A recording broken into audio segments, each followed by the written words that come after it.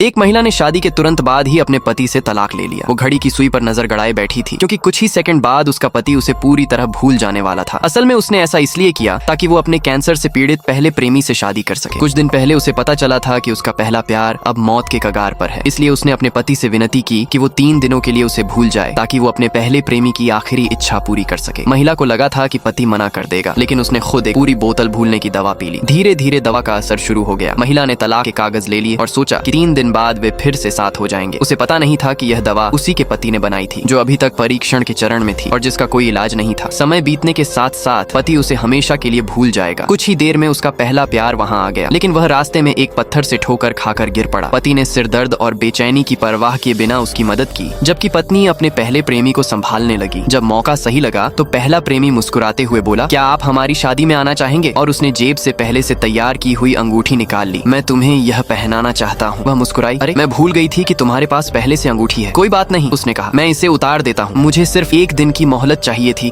Chemotherapy के बाद मेरी हालत और बिगड़ गई है। पति ये सब देखता रहा। जब उसने महसूस किया कि पत्नी अब भी अपने पहले प्रेमी से लगाव रखती है, उसने झूठ मूठ दिल का दौरा पड़ने का नाटक किया ताकि पत्नी उसे अस्पताल ले जाए। जैसे ही दोनों वहाँ से निकले, पति ने तुरंत रिसर्च संस्थान को फोन किया। सर, पेरिस इंस्टीट्यूट ने आपके लिए जागरण प्रक्रिया की तैयारी कर ली है। हम आपके 3 दिन बाद आने का इंतजार करेंगे। असल में पति ने दवा नहीं पी थी। वह शुरू से ही सब कुछ अभिनय कर रहा था ताकि पत्नी का असली चेहरा देख सके। वह याद करने लगा कि कैसे उसने उसके लिए अपना करियर छोड़ दिया था और अब वही पत्नी अपने पुराने प्यार के लिए उसे धोखा दे रही थी। लेकिन कहानी यहीं खत्म नहीं हुई। पत्नी ने अपने पहले प्रेमी को घर पर ही जन्मदिन मनाने के लिए बुला लिया। पति की आंखों में गुस्सा देखकर वह घबराई और बोली, आज अर्जुन का जन्मदिन है, हमने कुछ सहकर्मियों को भी बुलाया है, बस घर पर ही छोटी सी पार्टी कर रहे हैं। पति बोला, तो फिर मैं तुम्हें परेशान नहीं करता, हम चलते हैं। पहला प्रेमी बोला, अरे मैं तो कोई बाहर वाला नहीं हूँ, है ना? पत्नी हंस पड़ी, बिल्कुल नहीं। अर्जुन मुस्कुराकर बोला, इस साल तुम खुद मेरे साथ जन्मदिन मना रही हो, ये मेरे जीवन का सबसे सुखद दिन है। वह उसे बार बार एक कहने लगा। उन दोनों की नजदीकियां देखकर पति के दिल में जैसे लाखों चींटियां रेंगने लगी, लेकिन उसने खुद को रोका। अगर अब उसने कुछ कहा तो उसका सारा प्लान बेकार चला जाएगा। उसे लगा यह नाटक जल्द ही खत्म हो जाएगा। पर तभी पहला प्रेमी, यह जानते हुए कि पति शराब नहीं पी सकता, सबको बोला, चलो सब लोग जाम टकराए, नहीं तो मेरा अपमान होगा। पत्नी ने कहा, यह प्याला मैं उसकी जगह पी लूंगी। पहला प्रेमी फिर से अपने पुराने नखरे दिखाने लगा। पत्नी ने झूठा नाटक किया कि उसे दिल का दौरा पड़ा है। अब पति का सब्र जवाब दे गया। वह उठकर वहाँ से जाने ही वाला था कि पत्नी ने उसका हाथ पकड़ लिया। मुझे पता है तुम्हारा पेट खराब है, पर थोड़ी सी शराब से कुछ नहीं होगा। अर्जुन के पास अब ज्यादा समय नहीं है। मैं नहीं चाहती कि वह कोई अधूरापन महसूस करे। रोहित, यह जाम मैं पहले से ही तुम्हें शादी की बधाई के रूप में पीती हूँ। चलो आज तो हम नशे में ही घर लौट